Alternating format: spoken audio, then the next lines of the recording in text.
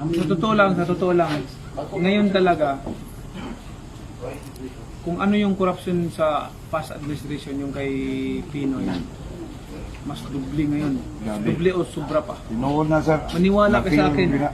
Sabi ko, hindi ko makakain yung mga ginagawa nito mga ito.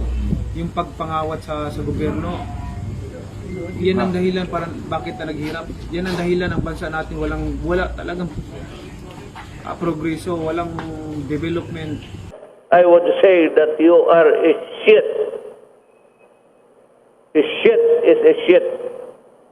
Magtrabaho ka, hiningi mo yan, nandyan yung mga papel, start investigating, do not go elsewhere. Comply first with your duty as a senator. Tapusin mo yan, nandyan yung mga papeles. Huwag kang pa-absent.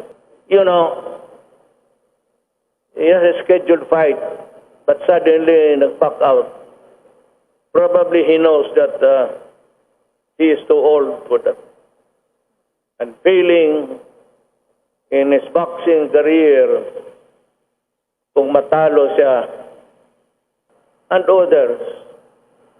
But suddenly he could not maybe wait for the announcement that PDP will go for him. Ayun, nagwala. Nagsabi, corruption dito, corruption doon. He has been with government for so long a time as a senator. My question to Pacquiao is, bakit ngayon ka lang nagsalita?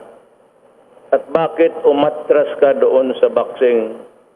Kasi alam mo, kung matalo ka, you are a gunner. Wala ka talaga.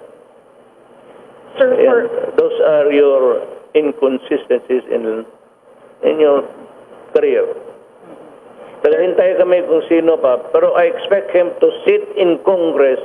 Do not go anywhere. Finish and find out the corruption that you are talking about.